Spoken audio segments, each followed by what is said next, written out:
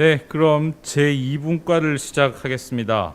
제2분과의 주제는 일상생활, 교육, 행정 방식의 변화와 입법 과제입니다. 세 번째 주제 발표는요, 일상생활, 교육 환경의 변화와 입법 과제입니다. 이번 세션은 사회자본연구원의 전재경 원장님께서 사회를 맡아주셨습니다.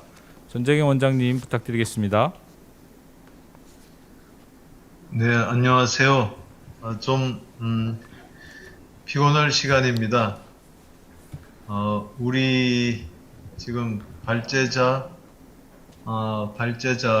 지금 스텝 1에 나와 있고요. 그 다음에 토론자 분들이 나와 계십니다. 제가 지금 시간 제한 때문에 5시 정각에 시작해서 10분씩 지연돼서 5시 40분에 맞춰야 되겠습니다. 근데 이렇게 온라인의 단점이 제가 마이크를 끌 수가 없어서 시간 초과를 잘 관리하기가 어렵겠습니다. 그래서 제 말을 좀 되도록 줄이고 그리고 이제 제가 좀 시간을 재촉하면 우리 헤드쿼터에서 직접 좀 도와주시기 바랍니다. 이게 지금 제한된 시간 자체는 박세훈 연구위원님 제한 시간 잘 알고 계시죠? 네, 안녕하세요, 원장님. 예. 네. 그러면 여기 지금 줌에 연결돼 있는 다른 분들을 위해서 간단하게 좀 소개를 하고 넘어가겠습니다. 우리 한국법제연구원의 박세훈 연구위원이 주제 발표를 맡고요.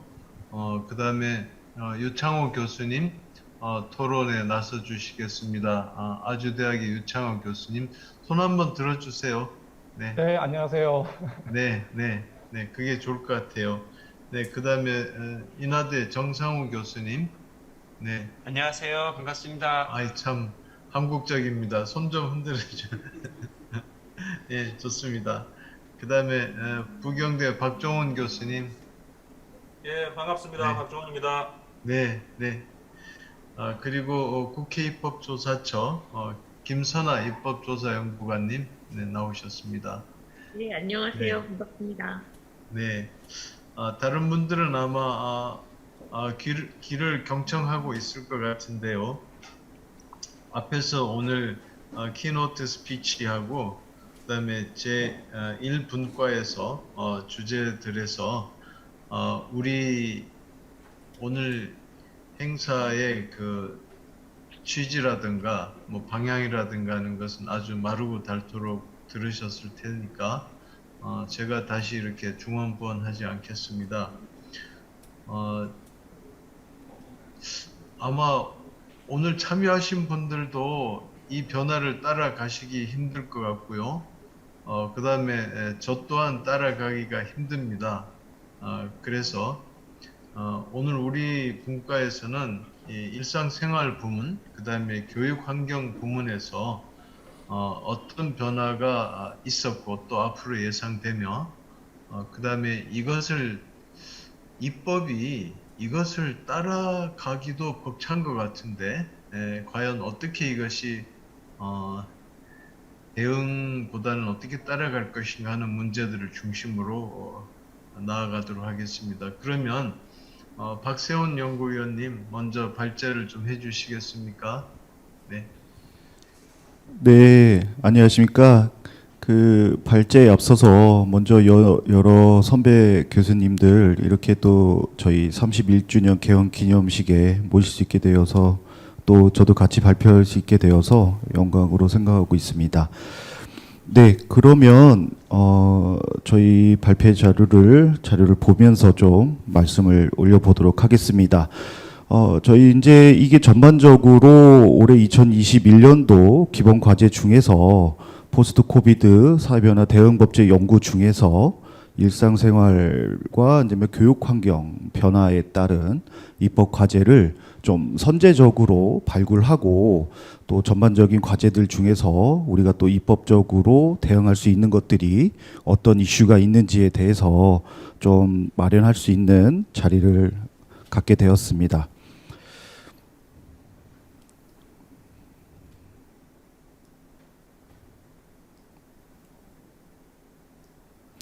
네, 제가 말씀드릴 순서는요. 네, 첫 번째 이제 일상생활과 교육 환경 변화에 따라서 어떤 이제 논의의 필요성이 무엇이고 또 우리가 또 입법적인 과제를 어떻게 타겟팅할 것인지에 대해서 좀 정리를 했고요.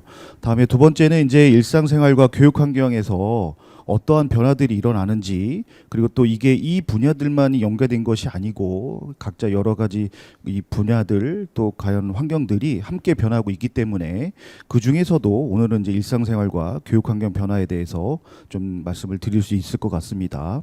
그리고 세 번째는 이제 저희가 이러한 교육 환경과 일상생활 변화를 좀 먼저 선제적으로 파악하기 위해서 각 개별 분과별로 포럼을 운영을 했는데요. 거기서 나왔던 이제 핵심 이슈들을 같이 좀 말씀을 올려보도록 하겠습니다. 이제 마지막 끝으로 그렇다면 이러한 이제 이슈 포럼 운영에서 나왔던 이슈들을 어떻게 이제 일상생활과 교육 환경에서 어떻게 대응하고 전망할 수 있을지에 대해서 말씀을 드려보도록 하겠습니다. 예. 첫 번째고요. 그래서 보시는 것처럼 코비드19 확산에 따라서 이제 온라인, 비대면, 비접촉 방식의 사회 변화가 아주 급속하게 일어나고 있습니다. 그래서 이제 뒤에서도 말씀드리겠지만 이러한 비대면 또 비접촉의 방식에 따라서 사회 경제적으로도 소외되는 군들이 많이 발생을 하게 되고 또 그와 다르게 또 급부상하는 또 산업 부상도 있을 것이고요. 그래서 같이 보시는 것처럼 감염 위험에 따른 이제 대면 최소화와 또 발전된 기술을 활용해서 서비스를 이제 비대면화하는 것이 급속하게 빠르게 변화하고 있습니다. 그래서 저희 이제 법제연구원에서는 이제 코비드 사회 변화 대응에 따라서 이제 어떻게 관련된 쟁점을 이슈화하고 그것들을 새로운 입법 쟁점으로 도출을 해서 이제 향후에 우리가 이제 법제연구원에서 어떤 이슈들을 적극적으로 대응할 것인지에 대해서 말씀을 드릴 수 있을 것 같습니다. 그래서 이제 저희가 이제 이것들을 선제적으로 하기 위해서는 전반적인 이제 이슈를 먼저 파악하는 것이 중요하고, 그리고 이제 저희 이 기본 과제의 중점적인 내용은 사실 이게 포럼을 운영을 해서 여러 전문가 집단분들 그리고 여러 교수님들 그리고 또 여러의 이제 산학 협력 관계에 계신 분들을 같이 한번 모셔서 그런 자리들을 좀 들을 기회를 많이 가졌었습니다. 그래서 여기 발제 자료에는 적진 못했지만 지금까지 현재 한 100여 분의 교수님들과 뭐 같이 함께 저희가 이제 여러 분과별로 이제 이슈를 사항을 좀 말씀을 들었고요. 관련된 내용의 법제 정비 수요에 대한 파악과 또 입법 정책에 대한 대안을 제시하고 또 법 제도적으로 어떻게 방향을 설정하는 것이 맞는지 그거에 대한 이제 종합적으로 좀 정리하는 수준의 보고서가 되지 않을까라는 생각을 하고 있습니다. 예, 그래서 이제 일상생활과 교육 환경에 대한 변화에 있어서 어떠한 이제 일상생활과 교육 환경 변화의 이슈가 있는지에 대해서 말씀을 좀 드려보도록 하겠습니다. 일단 이제 가족과 인구 관련된 내용인데요. 앞서 말씀드린 것처럼 사회 전반적으로 비대면 환경이 굉장히 빠르게 변화되면서 그 코비드 확산에 대한 이제 앞서 말씀드린 것처럼 이게 이제 사회 전반적인 불안감이 확대되고 또 이 경제적으로 이제 일자리를 잃는 가정들이 좀 많이 발생을 하면서 뒤에서 보시는 것처럼 사회 질 전화와 같이 이게 한 곳에서의 영향이 여러 가족에 대한 불안감과 그리고 또 삶의 질 저하에 아주 직접적으로 연관이 있다고 말씀드릴 수 있을 것 같습니다. 그래서 이제 이 코비드19의 확산이 이제 이 전반적인 이 대중의 불안감도 있겠지만 저희는 이제 이 그 대중의 불안감 속에서도 또 가족 그리고 또 거기서 또 필수적으로 밀접하게 대면하지 않을 수 없는 또 사회적인 취약계층이 이제 노인 쪽에 대한 내용을 좀 담지 않을 수가 없었습니다. 그래서 이제 그 내용을 보시면 전반적으로 코비드 확산에 따른 이제 일상생활에 대한 변화가 당연히 일어나는데 거기서 나오는 이제 사회적인 단절과 그리고 그거에 대한 불안들을 굉장히 많이 말씀들을 하고 계십니다. 그래서 이것들이 이제 실질적인 경제적인 이제 그 영위 활동을 하지 못하면서 거기서 나오는 이제 삶의 질의 저하가 정서가 또 따라올 수밖에 없었고 그에 따라서 이제 부정적인 이제 정서들이 계속 팽배했지 않았을까. 결국에는 이게 이제 가정의 파편화가 이루어지면서 결과적으로는 가족의 건강성에도 매우 악영향을 미치는 것으로 파악할 수 있습니다. 그래서 이거에 따라서 가족들이 계속 집에 머무를 수밖에 없고 그런 상황 속에서 이제 아동 학대라든지 아니면 노인 학대라든지 아니면 아이들만 있는 이제 환경이 이제 계속될 수밖에 없는 상황이어서 여러 가지 또 가정적인 문제들이 이제 포착할 수 있었습니다. 네, 다음을 보시면 이제 교육 환경 변화에 따른 문제점인데요.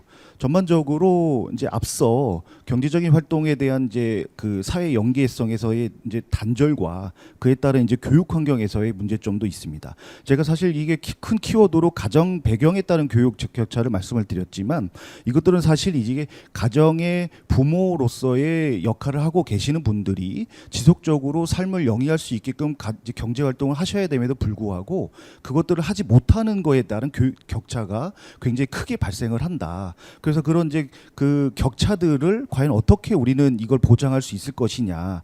그것들이 직접적으로 이제 이 가정 배경이 취약할수록 이제 학습자의 학업 성취도가 굉장히 떨어지는 것은 당연한 것인데 그럼 과연 이거에 대한 이제 그 결과를 우리는 어떻게 그럼 입법적으로 대응할 것인지에 대한 이슈들을 한번 확인할 수가 있었고요. 또한 이제 이 학습 능력 차이가 또 온라인 수업에 따른 이제 교육 격차에도 굉장히 많은 영향을 미치고 있습니다. 그래서 이 기본적으로 자기주도 학습이 가능한 학생들은 그것들을 충분히 활용할 수 있겠지만 그 자기주도 학습이 결여되어 있는 지금 이제 초등학교 1학년, 초등학교 2학년에 있는 학생들 위주로 굉장히 많은 학업 성취도가 떨어지는 것을 확인할 수가 있고요. 그리고 또 사회로 나오는 이제 대학생들의 이제 졸업하는 학생들도 굉장히 많은 좀 악영향을 받고 있다라는 또 여기 계신 위원님들이라든지 아니면 교수님들 또 시청하시는 분들도 다 같이 또 알고 계실 것 같습니다. 그래서 이제 그러한 이제 학업 성취도에 따른 이제 격차라든지 또 이 준비도에 따른 격차도 굉장히 격차가 심했었습니다. 또 보시는 것처럼 이런 물리적인 인프라는 이제 사실 이게 저희가 이 연구를 시작했을 때에는 그 학업에 이제 학교에 계시는 선생님들이라든지 아니면 뭔가 전반적인 이 행정청에서의 이 코비드에 따른 교육 격차에 대한 이제 대응을 처음에는 좀 어려웠었는데 지금 현재 여기까지 왔었을 때 보았을 때에는 전반적인 인프라는 많이 보완이 되었다. 그렇지만 이렇게 빠르게 이제 격차가 이루어지는 것은 교육 인프라뿐만 아니고 이 이제 앞서 말씀드린 것처럼 자기주도 학습이 과연 이제 결여된 학생들은 과연 어떻게 이걸 따라갈 수 있을 것이냐에 대한 문제들 그리고 또 교사분들의 또 워낙 많은 행정 처리 뒤에서도 말씀드리겠지만 전반적인 이제 그런 아무도 가보지 않은 길을 지금 가고 있기 때문에 겪고 있는 문제가 되지 않을까라는 말씀을 드립니다. 그래서 이제 저희가 주요된 이제 이 포럼을 좀 이제 지속적으로 운영을 했고요. 그래서 전반적인 내용은 이제 가족 인구 분야에 대한 포럼과 그다음에 교육 분야에 대한 포럼을 좀 집중적으로 운영을 했습니다. 그래서 이제 거기에서 나왔던 좀 의제들을 좀 말씀을 드려보면요. 이제 이게 앞서 원장님께서도 말씀해 주신 것처럼 코비드19 사회가 이게 이제 위드 코비드가 될 것이다. 그래서 그렇기 때문에 가족 관계는 우리는 그럼 과연 어떻게 정립을 할 것이냐. 또 더군다나 이제 코로나 블루와 같은 가족 건강에 대한 문제들, 그다음에 이제 노인 문제, 그러니까는 이런 이제 취약계층에 대한 문제들 이것들을 어떻게 보면 효과적으로 갈등 관리를 할 것이냐에 대한 내용들이 굉장히 좀 주요한 가족 인구 분야에서의 주요 내용이라고 말씀을 드릴 수 있겠습니다. 다음으로 이제 교육 분과에 대한 내용인데요. 전반적으로 교육에 대한 내용은 이제 우리가 가장 직격적으로 맞닿아 있던 분야이기도 하고 해서 전반적인 이제 이 코비드19에 따른 이제 교육적인 이제 불리함 또 이제 그동안에 우리가 몰랐던 학교의 역할들 그동안 학교에서는 굉장히 많은 역할을 했었음에도 그동안 잘 몰랐었는데 코비드 사회가 도래하면서 이제 이 학교의 역할이 그동안 굉장히 중요했었다라는 것을 다시 한번 확인할 수가 있었었고요. 그래서 우리가 이제 여기서 중요했던 것은 이런 교육 행정에 대한 이제 과제들 굉장히 많은 업무 프로세스들 그다음에 교육 행정의 거버넌스도 같이 좀 봐야 될 것이고요. 여기서 또 다른 이제 교육 기본권에 대한 내용들 이제 앞서 말씀드린 이제 코비드19 사회로 진입하면서 학생들이 학교에 가지 못하면 하면서 그거에 대한 이제 그 단락들 계속해서 배워야 되지 못하는 그런 이제 교육 기본권에 대한 보호, 어떻게 이것을 보완하고 보장할 것인지에 대한 문제들, 또 학생 자치라든지 또 이 공동체에 따른 이제 여러 가지 지역 연대와 같은 내용들, 그런 것들이 상당히 중요한 내용이었습니다. 그래서 이제 가족 인구 분야에 대한 이제 전반적인 이제 저희가 발제문이라든지 또 토론문, 그리고 또 회의에 나왔던 회의록 같은 것들을 정리를 했고요. 그래서 이제 워드클라우드라는 방식으로 정리를 해보니 여기 보시는 것처럼 이제 불안감이라든지 그다음에 만족도, 사회, 그다음에 뭐 상황, 뭐 결과, 뭐 여러 가지 지금 그 뭐 안 좋은 단어들이 좀 상당히 많습니다. 그래서 직접적으로 보이는 단어는 이제 불안감들이 굉장히 컸었는데요. 사실 이것들에 대한 불안감은 이게 이제 경제적인 단락에 의한 가족들이 또 이제 계속 삶의 질을 영위하지 못하고 또 한 좁은 공간에 앞서 말씀해 주신 것처럼 이게 이제 기본적으로 좁은 가정 환경에 이제 좀 모이다 보니까 여러 가지 좀 뭐 우울감이라든지 그다음에 이런 지원을 해소하기 위한 내용들이 굉장히 중요하지 않겠냐. 라는 것들이 저희가 이제 요 포럼을 운영하면서 주요 이슈로 도출을 하였습니다. 그래서 옆에는 이제 그 네트워킹 방식으로 이제 저희가 그 연계성을 좀 보여드릴 수 있는데요. 지금 이제 화면이 좀 작아서 요 내용을 좀 넘어가도록 하겠습니다.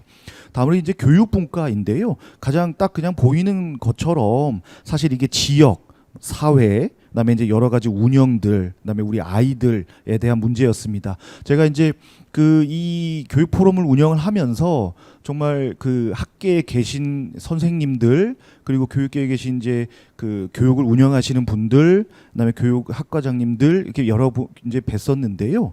전반적으로 이제 우리가 그동안은 이 교수의 이런 학습은 인프라 이런 것들에 대한 내용을 많이 얘기를 했지만 결과적으로 우리는 너무 우리 아이들에 대해서 얘기를 하지 못했다라는 것들에 대한 말씀들도 좀 많이 해주셨습니다. 그래서 그런 것들, 그다음에 우리 청소년들 그런 여러 가지 이제 다양한 내용에서 이게 지원이 필요하다라는 것을 좀 저희가 시사점으로 좀 얻을 수가 있었습니다.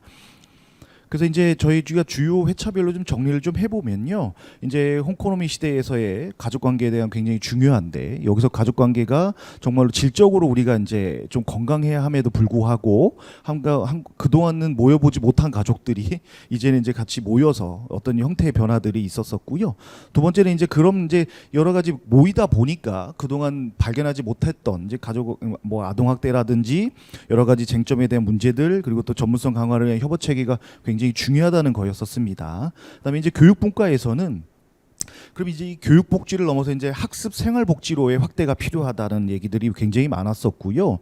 그다음에 이제 학교와 가정과 지역사회가 그동안은 이게 연계되지 못했었다라는 것입니다. 그래서 좀 주요하게 저희가 이제 제가 생각하고 있는 것은 그동안 이제 우리가 코로나에 대비해서 그냥 학교에 오지 말아라, 가정에만 있어라라고 했었었고, 또 지역사회에 있는 역할을 할 수 있었던 주요 거점 인프라들이 전부 다 락다운된 상태였었기 때문에 그것들이 그동안은 이제 그 연계되어야 함에도 불구하고 전부 다 그냥 집에 있어야 되는 그런 상황에서의 그 교육에 대한 단절들, 그래서 학생이나 아이들이 어디 갈 수도 없었던 그런 상태들, 이런 것들이 굉장히 좀 어려웠었고요. 다음에 이제 교사들에 대한 업무의 과중화들, 굉장히 지금 이 학습 현장 일선에서 계신 교육자분들을 정말 많이 뵀었는데 그 고생하시는 것들 제가 보고 좀 많이 마음이 좀 많이 동했었습니다. 그래서 이러한 이제 학생들이 당연히 받아야 될 것들을 받지 못하는 그 교육에 대한 기본권들,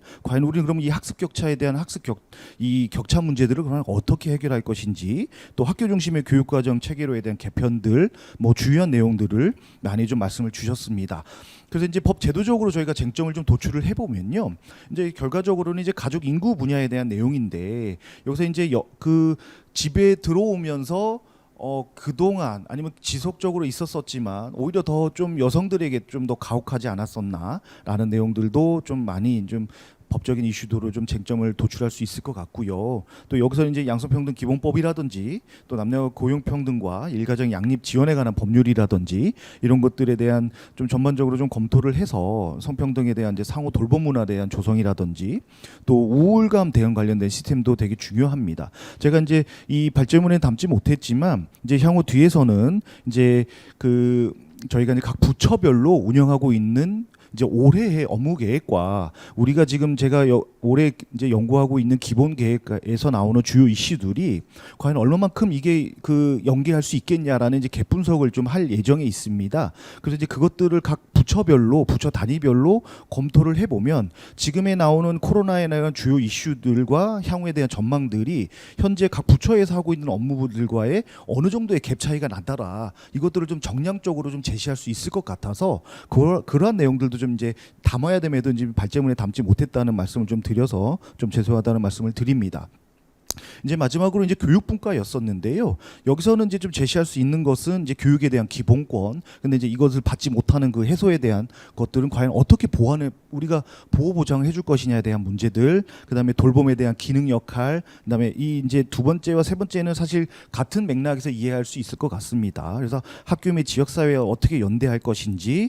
그리고 또 이제 저희가 올해 연구원에서도 굉장히 중요하게 생각하고 있는 미래 세대들. 그래서 미래 세대들에 대한 미래 교육들 같이 어떻게 연계할 수 있을 것인지, 그리고 그러한 시스템을 어떻게 마련할 것이고, 과연 교육부에서는 아니면 국무조정실에서는 여러 가지 관련된 업무 부처들과 어떻게 연계하고 있는지, 그런 여부들도 좀 같이 검토를 해서 좀 보고서에 담는 역할을 좀 하도록 하겠습니다. 그래서 좀 빠르게 보시면 이제 가족 인구 분야에 대한 이제 전망을 해보면요, 이제 가족 변화에 대한 이제 파편 사회로서의 이행이 굉장히 급속화될 것이고, 또 우리는 그러면 가족에 대한 역할들, 그것들을 좀 우리가 보완할 수 있는 법 제도적인 테두리를 좀 빠르게 마련을 해야 되는 것이고, 관련 부처에서도 그러한 이제 정책들을 좀 빨리 마련해야 되는 것이 굉장히 중요하지 않을까. 그래서 이제 일례로 이제 여성가족부에 대해서 지역적으로 찾아갈 수 있는 돌봄들을 좀 많이 제시를 하고 있어서 그거와 우리가 나오는 이슈들을 어떻게 좀 매칭할 수 있을지 그것들을 좀 이제 말씀을 좀 드려볼 수 있을 기회를 가질 것 같습니다.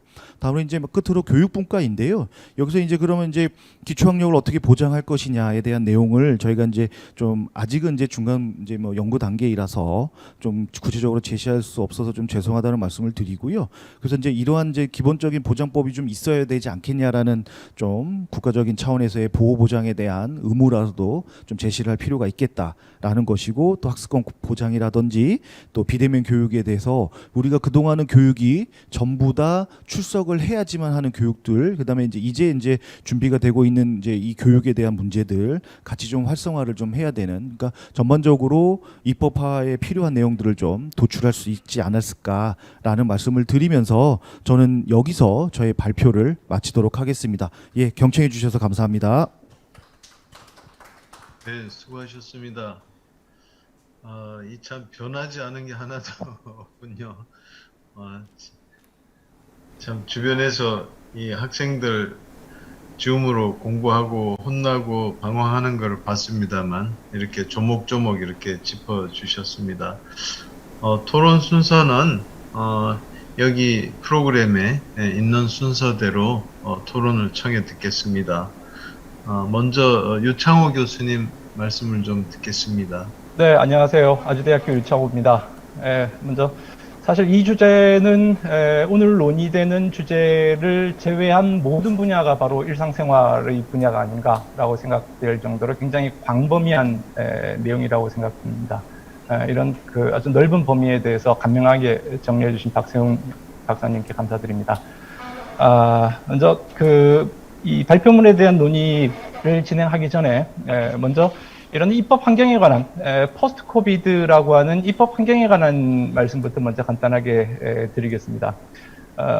지금 방금 전재경 박사님도 사실 모든 생활을 다 바꿨다라고 말씀을 하셨습니다만, 결국 인류의 모든 생활뿐만 아니라 우리 연구 분야 각 학문에 있어서의 연구 주제도 지금 코로나가 바꾸고 있지 않은가라는 생각이 듭니다. 그래서 우리가 포스트 코비드라고 하는 주제를 논의하기 이전에 핫 이슈였던 주제 중에 하나가 바로 이제 4차 산업혁명이라는 주제였다고 생각됩니다. 그런데 요즘 이제 그 4차 산업혁명에 대한 주제는 쏙 들어가 버리고 포스트 코비드라고 하는 논의들이 이제 작년 한 중반부터 해서 아주 뜨겁게 제기되고 있죠. 그래서 이런 연구 주제들도 코로나가 바꾸고 있다라는 생각이 듭니다. 그런데 우리가 그렇게 길지 않은 시간이었지만은 4차 산업혁명이라는 주제를 논의를 하면서 사실 그 4차 산업혁명이라고 하는 것의 존재의 실체나 정체성을 우리가 정확하게 파악하지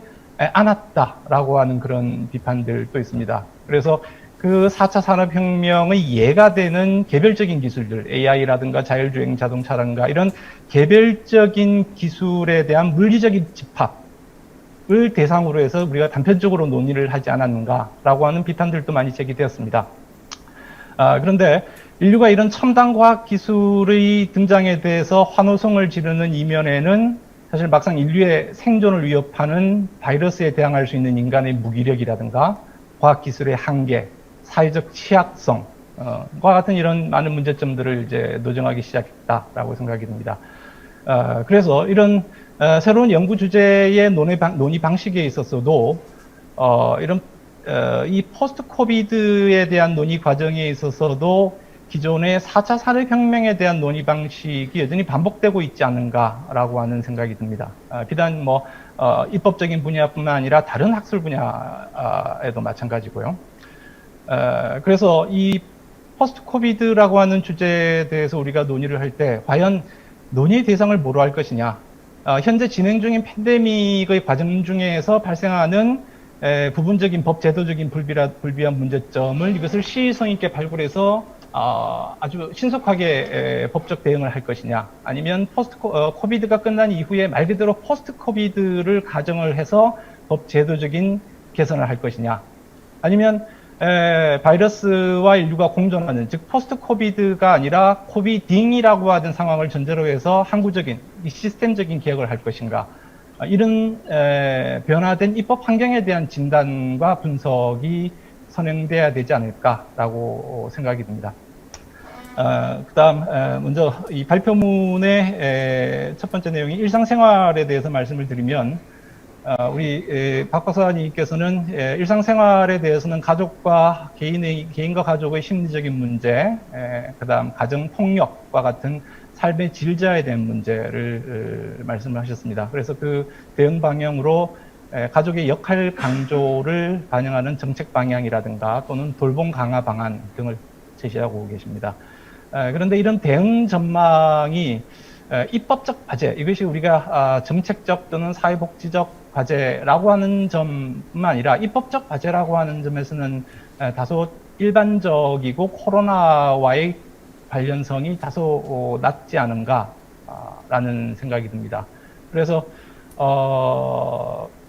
그다음 특히 돌봄에 관한 대응 전망은 일상생활 분야에서도 말씀을 하시고 그다음 교육 분야에서도 말씀을 하시는데, 이 돌봄에 관한 내용들은 사실 자칫 잘못 접근하게 되면 이것은 방역의 효율성이라고 하는 점과 충돌할 수 있는 그런 문제들도 있다. 그다음 이제 교육 분야에서는 다시 말씀을 드리겠습니다만은 고유한 학교의 기능과 사회의 기능 쪽에 어느 쪽에 중점을 둘 것인가 하는 이런 이중적인 딜레마가 있지 않을까라고 생각이 듭니다.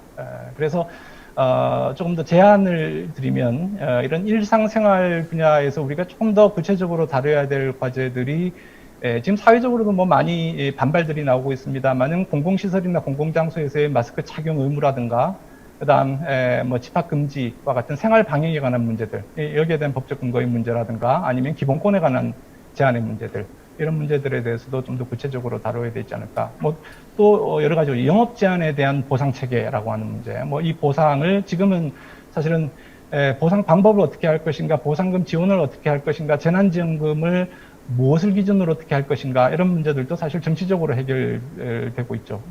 여기에 대한 법적 근거들도 우리가 마련해야 될 필요가 있지 않을까라고 생각이 듭니다. 그 다음 두 번째, 교육 환경에 관한 문제에 대해서는 주로 교육 격차에 대한 말씀을 많이 하고 계십니다. 그래서 이 교육 격차 중에서도 가정 배경, 부모의 수준이라든가 경제적 수준에 따른 교육 격차라든가 그다음 학습자의 능력, 자기주도적 학습 능력에 따른 문제를 말씀하고 계신데, 이런 문제는 가정 배경이라든가 아니면 학습 능력에 따른 성취도 차이라고 하는 것들은 사실 팬데믹 이전에도 일반적으로 제기되고 있는 문제점이지 않을까라고 생각이 듭니다. 그래서 그 문제의 원인을 위해서 코비드로 찾는 경우에는 오히려 그 문제 본질 자체를 희석시키지 않을까라고 하는 우려도 있습니다. 그리고 이 교육 격차 이외에도 우리가 좀 현실적으로 논의를 해야 될 필요가 있는 것이, 발표에서도 교육 과정에 관한 문제를 말씀을 하셨습니다만, 현재 우리 초중등학교의 교육과정은 법률의 규정에 의해서 초중등교육법에 의해서 교육부 고시로 발표되는 이 교육과정에 의해서 운영이 되고 있죠. 그런데 현재 교육과정은 이제 대면 수업을 전제로 해서 수립이 되어 있습니다만, 우리가 이런 팬데믹 상황을 거치면서 대면과 비대면이 병행되는 경우, 그 다음 비대면 수업만을 전제로 하는 경우와 같은 이제 각각의 경우, 그 다음 또 이론 수업과 실습 과목의 편성이라든가 이런 여러 가지 상황에 대처할 수 있는 이제 유연한 교육 과정이 나와야 되지 않을까라고 생각이 듭니다. 그 다음 이제 각급 학교별로 수업 일수의 문제라든가 학기제의 문제, 그 다음 시험 실시와 같은 이제 평가 방법과 평가 절차에 관한 문제들, 이런 방법들도 이제 학사 운영 방안을 통해서 좀 더 구체화돼야 되지 않을까라고 생각이 듭니다. 그 다음 또 하나 문제가 우리 방역 조치에 대한 책임과 권한의 문제가 교육계통을 예를 들면 교육부 장관에서부터 해서 대학 총장, 그 다음 각급 교육청, 그 다음 학교장, 뭐 이렇게 수직적으로 구성이 되어 있는데 이 방역에 대한 권한과 책임의 근거가 사실은 분명하지 않다는 거죠. 그래서 각급 교육청의 경우에는 학교장에게 재량권을 주고 대신에 이제 거기에 대한 책임도 묻는 경우들도 굉장히 많고, 이 경우에 학교장 입장에서는 단위 학교의 문제, 학교의 입장에서 이 방역 조치를 수립하기에는 굉장히 어려운 문제들이 있죠. 그래서 이런 문제들도 좀 법제적으로 우리가 개선돼야 될 필요가 있지 않을까라고 생각이 듭니다. 그 다음 비대면 수업의 수업 방식을 표준화하는 것도 한번 고민해 볼 필요가 있지 않을까라고 생각이 듭니다. 그래서 대학의 경우에는 작년도 두 학기를 거치면서 많이 이제 개선이 되었습니다만, 초중등 학교의 경우에는 뭐 교장 선생님에 따라서, 그 다음 담당 선생님에 따라서, 개별 교사에 따라서 수업의 방식이라든가 수업 툴이라든가 이런 것들이 굉장히 다양하고, 그 다음 좀 혼란스럽게 운영이 되었던 측면들도 있습니다. 그래서 그런 부분에 대한 좀 표준화의 문제들도 접근할 필요가 있고, 그 다음 이제 작년부터 해서 지금까지 거의 세 학기가 수업이 진행이 됐는데, 매 학기별로 생산되는 녹화 파일이라든가 강의 자료, 이것을 국공립학교의 경우에는 행정정보의 문제, 그 다음 기타 저작권과 관련된 점에 대해서는 우리가 법적 근거를 역시 고민할 필요가 있지 않을까라고 생각이 듭니다. 그 다음 지역적으로는 이 학교와 학원의 방역 조치에 대한 균형성의 문제, 학교에 대해서는 아주 엄격한 방역 조치가 시행되고 있는데 학원에 대해서는 아주 느슨한 방역 조치가 시행되는 경험들을 우리가 가지고 있죠. 그래서 그것은 결국은 이제 그 효율성의 문제에서는 굉장히 떨어진다. 이 부분에 대해서도 논의할 필요가 있다라고 생각이 듭니다. 그다음 발표문에 대해서 몇 가지 질문을 드리면, 우리 그 성평등한 상호 돌봄 문화에 대해서 우리가 발표자께서는 이제 양성평등 기본법이라든가 법률의 개정을 제안하고 계신데, 그 근거로서 서울여성가족재단에서 여성 712명을 대상으로 한 설문조사 결과를 들고 계십니다. 그런데 이건 아까 재택근무의 문제도 있고 등등 여러 가지 변수들이 있기 때문에 과연 여성들만을 대상으로 한 설문조사를 근거로 해서 양성평등의 문제를 제기하는 것은 조금 성급하지 않을까라고 생각이 듭니다. 그 다음 두 번째 질문은 교육 분야에 관해서는 돌봄으로의 교육을 위한 학교의 재구성이라고 하는 점을 제안하고 계십니다. 그런데 우리 학교 교육이라고 하는 것은 방금 말씀드린 교육 과정에 의해서 운영이 되고, 돌봄은 이전에도, 팬데믹 이전에도 사실 우리 돌봄 교실을 각 학교에서 운영을 하고 있었습니다만, 이 돌봄 교실은 정식 교육 과정 이외에 별도의 프로그램으로 별도의 인력으로 운영되고 있는 것이었죠. 그래서 결국 돌봄이라고 하는 것은 교육기관의 역할이 아니라 원래는 보육기관의 역할이었습니다만, 팬데믹 이후로 학교에서, 교육기관인 학교에서 이런 보육기관의 부담을 어느 정도 이제 떠안는, 좀 더 부담을 인수하는 형태로 운영이 되어 있는데, 과연 학교의 원래 교육기관의 기능과 이런 보육 기능의 충돌의 문제에 있어서 학교가 과연 이런 돌봄 기능을 강화하는 것이 적절한 것인지에 대해서 여기에 대해서 박 박사님의 의견을 구하고자 합니다. 마지막 제가 토론문에서 마지막 문제에 대해서는 우리 아마 박종원 교수님께서도 토론문에서 언급하고 있기 때문에 저는 이 정도로 줄이겠습니다. 감사합니다. 아니, 유창호 교수님은 4차 산업 AI에서도 아주 참 폭넓은 식견을 보이시던데, 오늘 주제에도 아주 샅샅이 구석구석 이렇게 짚어주셨습니다. 이따가 답변하실 때 되도록 짧게 해주세요. 오늘 이러고 다 답변하시려면 너무 힘들 것 같아요. 그 다음에 정상우 교수님, 지금 또 사회교육과 교수님으로 계시기 때문에 또 특별히 더 이렇게 애정이 가지 않나 싶습니다. 마이크를 받아 주십시오. 예, 안녕하세요. 저 인하대 사회교육과의 정상호입니다. 오늘 발제자의 발표문 잘 들었습니다. 저는 방금 말씀하신 것처럼 사회교육과 소속이다 보니까 주로 교육 쪽에 관해서 토론을 준비를 했습니다. 앞에 토론자도 말씀해 주셨는데 비대면 확산이 코로나뿐만 아니라 그 이전에 논의되었던 4차 산업혁명의 연장선상에서 함께 논의될 필요가 있을 것 같습니다. 최근에 유치원서부터 초중등 학교 그리고 고등교육에 있어서까지 어떤 온라인 교육 여러 가지 방식의 교육들이 진행이 되고 있습니다.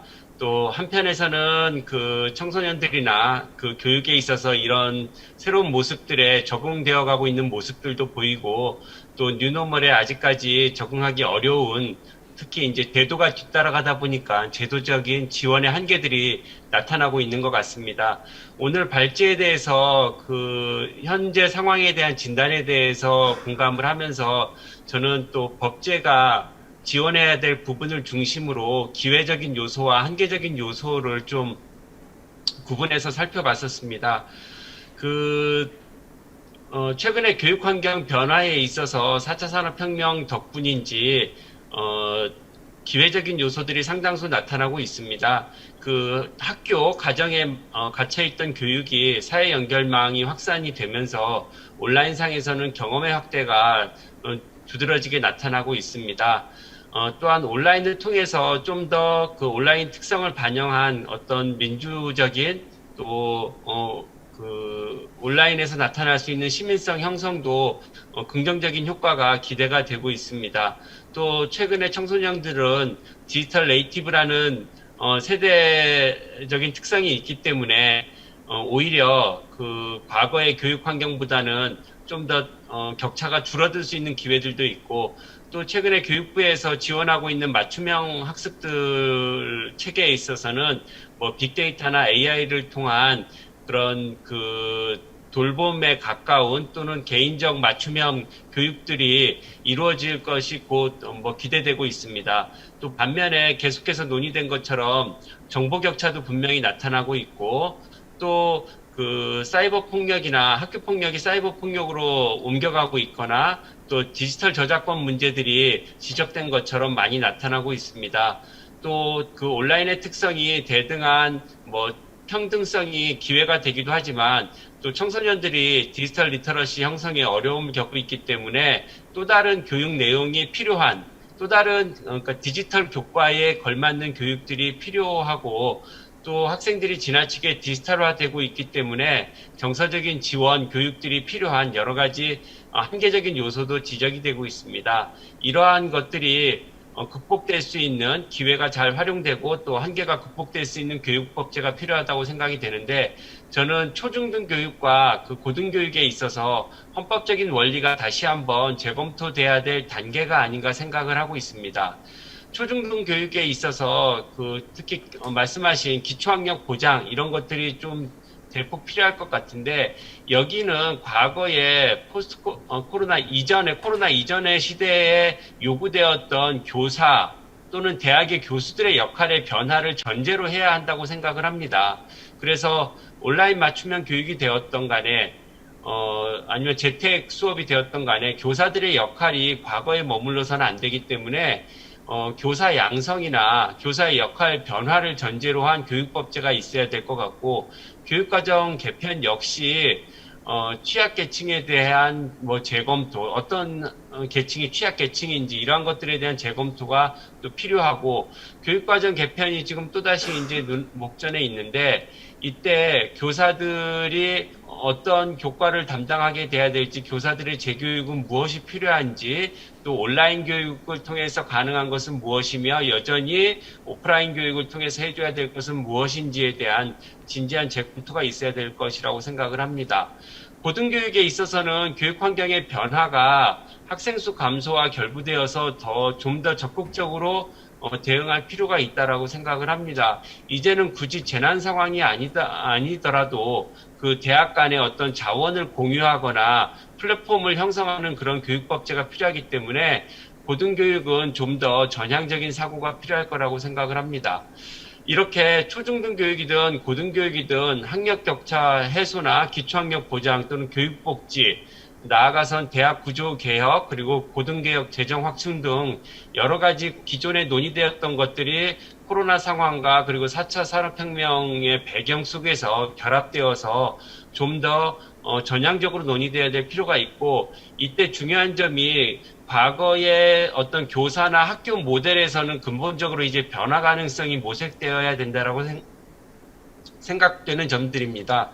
이러한 점에서 기본법이나 초중등 교육법, 고등교육법에 있어서 헌법적인 원리들, 특히 저는 지방자치, 교육자치와 고등교육에 있어서 대학자치의 의미가 80년대, 90년대 많이 연구되다가 최근에는 논의가 안 되었었는데, 대학자치나 이러한 부분들이 좀 더 새롭게 4차 산업혁명 시대에 맞추어서 논의될 필요가 있다라고 생각을 하게 되었습니다. 감사합니다. 네, 수고하셨습니다. 참,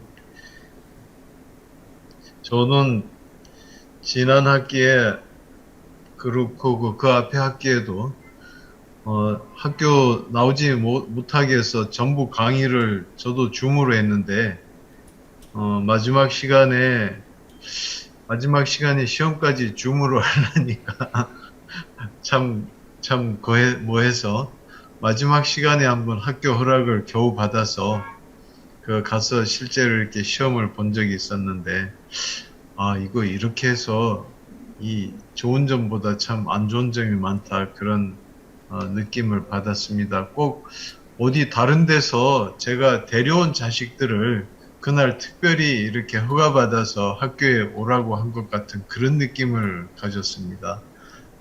이 초등, 중등, 고등 교육들이 모두 이렇게 좀 도전을 받고 있습니다. 정상환 교수님, 그 대학교 현장까지 잘 짚어주셨고요. 박종원 교수님은 자녀들이 지금 초등학교는 더 다니죠? 중학교?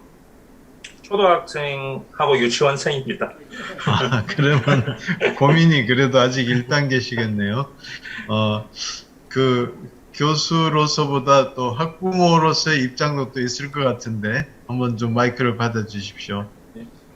네, 반갑습니다. 부경대 부학과의 박종원입니다. 우리 박세훈 박사님 좋은 발표 통해서 많이 배웠습니다. 그리고 우리 유창하 교수님, 또 정성화 교수님, 다 우리 또 전재경 박사님, 너무 화면이지만 오랜만에 뵈서 너무 반갑고 좋습니다. 제가 지난해에 미국에 연구년을 나가 있었습니다. 그래서 처음에 1월 초에 나가 있을 때만 해도 여러 연락을 받았는데, 박 교수는 복도 많다, 한국은 이렇게 코로나가 심한데 코로나 없는 미국에서 얼마나 좋은 세월을 보내고 있느냐, 이제 그런 이제 좋은 평을 이제 들었는데, 여러분 알다시피 이제 제가 더 어떻게 보면 이제 고생을 하고 왔습니다. 사실 제가 미국에 그때 연구년 갔을 때 처음 들었던 생각이 이제 내가 왜 이 타이밍에 왔을까, 이 팬데믹 상황에서 왔을까 하면서 약간은 부정적인 생각이 오히려 많았는데, 지금 코로나가 점점 더 심각해지고 지금 델타 변이 등 여러 가지 변이가 나타나고 좀처럼 수그러들지 않는 이런 상황을 보니까 그때 안 갔으면 못 갔겠구나, 잘 갔다 왔다, 오히려 이런 생각이 들 정도더라고요. 그래서 아무튼 이제 이러한 어떤 상황 속에서 우리가 한 번도 겪지 못한 어떤 이러한 어떤 혼란스러운 상황 속에서 우리 박세훈 박사님께서 연구하고 있는 이 과제가 정말 시적절하고 우리가 아무리 그 중요성을 강조해도 지나치지 않다고 생각이 됩니다. 작년에 이제 1학기가 이제 한국은 비대면 개학으로 이제 시작이 되었다고 들었고, 저는 이제 저 같은 경우는 저는 로스쿨에서 강좌를 한 2개 정도 들었는데, 처음에 시작은 이제 오프라인으로 시작이 되었다가 이제 봄방학 지나면서 온라인으로 전환이 되었거든요. 그래서 특히 저도 이제 이번에 1학기에 복귀해서 보니까 특히 지금 2학년 학생들이 이제 제 수업들을 많이 듣게 되는데, 그 친구들은 정말 잃어버린 봄이라고 할 정도로 입학식도 제대로 못한 이제 그런 안타까운 어떤 그런 경험을 하고 있는 학생들이 아닌가 이렇게 생각이 되었습니다. 그래서 우리 박세훈 박사님께서 이제 교육 격차 이야기 많이 했었는데, 저도 느껴보면 이런 어떤 코로나의 장기화 속에서 이 학부모의 관리를 좀 제대로 받을 수 있는 학생과 그렇지 못한 학생들 간의 어떤 교육 격차 문제, 또 원격 수업에 필요한 어떤 기기라든지 인터넷 환경과 같은 어떤 제반 여건을 갖출 수 있는 학생과 그렇지 못한 학생 사이의 학습 격차가 문제가 되고, 이걸 좀 어떻게 법적으로나 정책적으로 해결할 필요성이 있지 않나, 이 부분에 공감이 됩니다. 이 부분은 당연히 또 초등학교에 국한되는 문제가 아니고 초, 중, 고, 대학교에까지도 이제 연결되는 문제인 것 같습니다. 제가 이번 학기 강의를 해봐도 이제 핑계거리인지는 모르겠지만 학생들 가운데 이제 카메라를 켜지 않는 학생들한테 이제 얼굴 좀 보고 싶다라고 이야기하면 카메라가 없어요, 교수님. 뭐 이렇게 이제 이야기하는 친구들도 있을 정도니까요. 그리고 또 제가 미국에서 제 큰아이를 초등학교를 보내보니까 거기는 이제 평소에 어떤 오프라인으로도 아이패드로 수업을 하는 게 일상화되어 있고, 그렇기 때문에 이제 온라인으로 전환됐을 때 큰 혼란이 없었던 것 같습니다.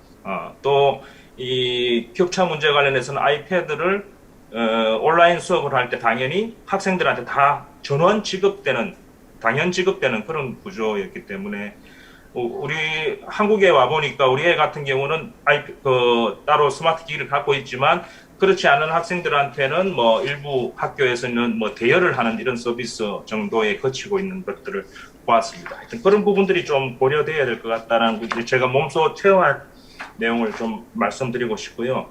그래서 이제 저는 이제 사실은 이 분야의 전문가가 사실은 아니기 때문에, 물론 제가 교육을 하고 있긴 하지만, 그래서 마지막에 어떤 저는 법제도적인 마지막에 어떤 법제도적인 어떤 그 개선과 관련해서 제안한 내용에 대해서 몇 가지 좀 질문을 드려서 우리 박세훈 박사님께서 갖고 있는 생각을 좀 더 구체적으로 들어보는 어떤 그런 식으로 토론을 하면 좋겠습니다.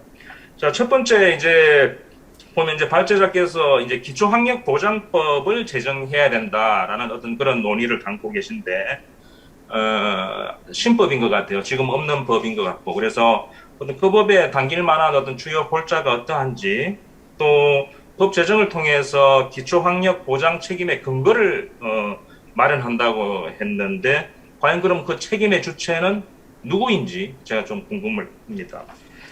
그다음에 이제 교육복지법 재검토라고 돼 있어서 제가 교육복지법을 우리 국가법령정보센터에서 찾아봤는데 없더라고요. 그래서 어떤 지금 논의되고 혹시 입법 논의 중인 법안의 형태인 건지, 어떤 내용이 담겨 있는지, 또 어떻게 재검토되어야 한다는 말씀인지 좀 듣고 싶고요. 그다음에 이제 마지막에 이제 원격 수업 활성화를 위한 법제 개선이 필요하다고 하셨는데, 제가 이제 고등교육법, 이제 제가 대학교에 있다 보니까 보다 관심이 가는 고등교육법을 찾아봤는데, 나름 학교에서 자율적으로 학칙에 의거해서 원격 수업을 할 수 있는 이제 근거를 마련하고 있고, 지금은 또 팬데믹이기 때문에 활성화하고 싶지 않아도 어쩔 수 없이 작지 않은 비중으로 이 원격 수업이 이루어지고 있는데, 과연 우리가 법적으로 활성화를 논의하는 것보다는 제 생각으로는 오히려 어떤 보다 적정하게 제대로 이루어질 수 있도록 하는 게 더 우선적인 과제인가 아닌가 이렇게 좀 생각이 됩니다. 아무튼 우리가 활성화이든 적정화이든 어떤 지금 우리 발제자께서는 뭐 중등 교육법, 고등교육법, 학교보건법, 대학 등록금에 관한 규칙, 재검토 뭐 이런 이야기를 하셨는데 어떻게 이들 법령을 개정해야 이 활성화 혹은 적정화가 이루어질 수 있는 것인지에 대해서 좀 말씀을 청해 듣고 싶고요. 여러분 뭐 아시는 분은 아시겠지만 저는 사실은 여기 이제 교육 환경이라고 되어 있는 걸 저는 저보고 그냥 두 단어를 서로 막 바꿔가지고 환경 교육에 대해서 토론하라 했으면 드릴 말씀이 훨씬 더 많았을 것 같은. 그래서 제가 원래 드린 토론문 부제에는 제가 코비드 19과 교육 환경의 변화 그리고 환경 교육이라고 썼습니다. 지금 우리가 너무 수동적으로 코비드 19이 만들어낸 어떤 이러한 어떤 변화에 어떻게 하면 이제 적응할까를 논의하고 있는데 다시는 이런 일이 생기지 않아야 되겠죠. 물론 토론문에 나와 있기 때문에 제가 일일이 다 말씀드리진 않겠지만은 이 코비드 19의 기본에 대해서는 여러 가지 설들이 있습니다만은 또 하나의 어떤 과학자들의 다수 전문가들이 말하고 있는 또 하나의 어떤 과학적 사실 가운데 하나가 이 기후변화로 인해서 동토의 빙하가 녹아내리면서 그 안에 얼어붙어 있던 바이러스들이 지금 대방출되고 있다. 그래서 바이러스의 판도라 상자를 열었다. 기후변화가 이제 우리 인간이 열었다. 이렇게 이야기를 하고 있거든요. 그래서 어떤 이번에 또 우리가 올여름 겪고 있는 지속되는 이 폭염 속에서도 이제 기후변화를 우리가 몸소 느끼고 있지 않습니까? 그래서 어떤 우리가 지금 해야 할 일은 어떤 팬데믹에 적응하는 것, 무더위에 적응하는 것도 중요하지만 이걸 조금 더 막아내고 다시는 이런 일이 발생되지 않도록 하기 위한 어떤 결단과 실천이 필요하지 않을까. 우리가 아무리 책으로 교육을 받아봤을 때 교육 효과와 우리가 몸소 실천했을 때 교육 효과는 천지 차이가 아니겠습니까? 지금 우리가 겪고 있고 우리 아이들에게 어떤 환경의 중요성이라든지 어떤 기후변화를 우리가 최소화하고 막기 위한 실천 이런 것들 어떤 교육의 컨텐츠에 대해서도 우리가 좀 다시 한번 돌아보고 좀 생각을 했으면 좋겠다라는 말씀으로 토론을 맺겠습니다. 감사합니다. 네, 아주 좀 발제문하고 좀 토론 주제가 좀 갈라져서 조금 힘드셨겠어요. 김선아 입법조사연구관님은 뭐 또 복합적인 입장이 있으시겠죠? 네. 그 좀 관점에서 한번 말씀을 해주십시오. 네, 반갑습니다. 중요한 주제 토론으로 초대해 주셔서 감사드리고 실은 이제 그 법제연구원이 벌써 31주년이나 되어서 앞으로 계속 승승장구 발전하시기를 바라겠습니다. 한 20년 전에 뵀던 박사님들 이렇게 다시 뵈서 너무 반갑고 전재경 박사님도 특히 너무 반갑습니다. 제가 지금 보니 시간이 너무 흘러서 부탁받을 때는 한 5분만 말씀을 달라 이렇게 받았는데 한 3분 내로 끝내보도록 애를 한번 써보겠습니다. 사실은 이제 국회에서 저는 그 헌법기관의 기능이 이제 중지될까봐 그거를 제일 이제 염려하고 좀 애를 쓰던 차였는데 이건 좀 약간 더 다른 이제 주제여서 제가 국가 개입이 가장 필요한 상황에 대해서만 조금 말씀드리고 이제 마치려고 합니다. 제가 보기에는 교육이나 이런 이제 여러 가지 아주 중요한 주제들이 있지만 특히나 이제 아이들의 이제 가정 내 폭력, 그 여성이나 약자들에 대한 가정 내 폭력, 그다음에 아동 학대 같은 이런 폭력 문제가 아주 심각하다고 생각이 됩니다. 물론 이건 이제 아까 유창우 교수님께서도 이게 뭐 팬데믹이라서와 관련이 되냐고 이제 하셨는데 물론 이제 이건 평상시에도 굉장히 중요한 문제이지만 실은 이렇게 폐쇄적인 어떤 상황, 그다음에 그 양육자들의 스트레스가 엄청난 상황, 경제적인 어려움이 있는 상황 이런 속에서 특히나 이제 약자들, 특히나 또 그 국가가 개입하기 사실 실질적으로 어려운 가정 내 문제이기 때문에 그 피해자들이 겪는 어떤 좌절감이나 어떤 고립감이 더 심각하고 또 인간의 존엄이 정말 근본부터 말써야 되는 이제 그런 아주 심대한 문제이기 때문에 이건 좀 깊이 들여다볼 필요가 있다고 생각이 됩니다. 실제 이건 세계적으로도 공통적으로 문제가 되었다고 이제 지적이 되고 있고 또 많은 이제 통계들이 나와 있습니다. 뭐 가깝게 우리가 보면 2021년 3월 8일에 이제 발표했던 한국 여성의 전화 상담소에 보면 가정 폭력 상담 건수가 이미 이제 상당히 늘었고요. 또 보육시설이나 학교에 가지 않고 온통 이제 지내는 아이들에 대한 아동 학대 건수가 이미 상대적으로 뭐 2배 반 이상 이제 올라갔다, 이런 이제 여러 가지 통계도 나와 있습니다. 근데 이제 실질적으로 그런 학대받는 가정 내 문제에 대해서 이제 보고 있는 단체들은 가정폭력범죄처벌법, 그러니까 가정폭력범죄 처벌 등에 관한 특례법에서 이 법 자체도 좀 문제가 있지 않냐. 왜냐하면 이제 피해자의 인권 보장이 아니라 가정의 유지와 보호가 그 법의 초점이기 때문에 수사기관과 사법부가 가정폭력 피해 여성이 오히려 가정 파괴자가 되도록 이렇게 취급하는 그런 문제가 이제 지적된 것들이 이제 상당히 문제로 보여 있습니다. 그래서 법률상의 반의사 불벌 조항 전면 삭제, 격리 의무 규정 도입 같은 전면 개정에 대한 제안들을 좀 심각하게 참고할 필요가 있지 않겠는가, 이렇게 생각이 됩니다. 그리고 또 아동 학대의 경우에는 이 학대 상황이 가정 내에 벌어지기 때문에 조기 인지가 어렵다. 또 아이들이 자기 표현을 잘 못하기 때문에 또 어렵다. 또 학교에 가서라도 이걸 좀 드러낼 수 있으면 되는데 그렇지도 못한 상황이기 때문에 이런 여러 가지 아동 학대에 대한 어떤 조치, 이런 것들을 좀 더 실효성 있는 게 뭔지, 제가 뭐 지금 대안을 제시하기가 좀 어렵지만 그런 것들을 좀 상당히 좀 파악해 볼 필요가 있지 않겠는가 하는 게 전 중요하다고 생각이 되고요. 또 특히 이번에 민법 개정으로 아동 학대, 이제 체벌이 결국은 아동 학대다 하는 게 이제 확립이 됐기 때문에 뭐 양육으로 좀 손좀됐다, 뭐 이런 게 이제 통하지 않는 이제 시대가 왔다 하는 게 굉장히 중요한 어떤 기점이 되지 않을까 생각이 됩니다. 그리고 학대자로부터의 분리 체계나 학대 후유증에 대한 이제 의료 점검, 치료 시스템까지 하는 이제 행정 체계, 또 아이들의 경우에는 주기적으로 또 아주 이제 좀 텀을 한 3, 4개월, 뭐 6개월이라도 두고 어떤 건강검진을 의무적으로 하게 해서라도 어떤 학대 상황이라는 것을 점검할 수 있으면 좋지 않겠는가 하는 생각이 듭니다. 시간 관계상 뭐 이걸 읊어대진 않겠지만 스웨덴 사례 같은 경우에는 실제로 가정과 지역사회가 연계해서 아이들의 어떤 교육이나 양육 상황을 점검하는 시스템이라든지 이런 것이 실질적으로 이루어지고 있어서 저희가 참고로 해도 좋지 않겠는가 하는 점에 대해서 말씀을 드리고 토론을 마치겠습니다. 감사합니다. 네, 수고하셨습니다. 저희 주제가 일상생활이 매우 버라이어티해서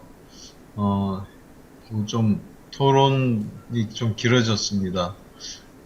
이 진행자가 군더더기를 안 끼워넣었음에도 불구하고 그래서 결국은 박세훈 연구위원께서 좀 짤막짤막하게 답변을 좀 해주시면 고맙고요. 긴 것은 검찰에서 좋아하듯이 서면으로 답변을 하도록 하겠습니다. 네, 마이크 받아주시겠어요? 네, 감사합니다. 전재경 원장님, 그리고 류창호 교수님, 그다음에 이제 박종원 교수님, 또 김선화 조사관님 말씀 감사합니다. 일단 류창호 교수님께서 정말 중요한 말씀들, 입법 환경의 변화라든지 뭐 그것들에 대한 선제적인 분석들 좀 했으면 좋겠다는 말씀과 함께 또 정상호 교수님께서도 또 4차 산업혁명에 이어져 있는 내용들 아니냐, 또 헌법적인 내용에 대한 검토들 또 말씀 굉장히 좀 잘 받아들였고요. 또 박종현 교수님께서 말씀해 주신 것처럼 전반적인 이제 이 법제들에 대한 적정화, 또 입법에 대한 개선에 대한 이제 목적들, 그것들을 어떻게 담보할 것이냐에 대한 말씀들 정말 잘 말씀해 주셔서 감사합니다. 또 김선화 조사관님께서 말씀해 주신 것처럼 사실 이게 굉장히 이 코로나가 아니어도 이게 참 어려운 상황인데도 불구하고 전반적인 이제 인간의 존엄성에 대한 문제들, 그다음에 뭐 가정에서에 대한 문제들 같이 좀 봐야 되지 않을까라는 말씀 주시면서 일단 이제 저희도 이 중요한 말씀들 잘 해주신 것들 잘 받들어서 이렇게 좀 내용에 잘 반영하도록 하겠습니다. 예, 이상 예, 말씀을 마치겠습니다. 감사합니다. 네, 수고하셨습니다.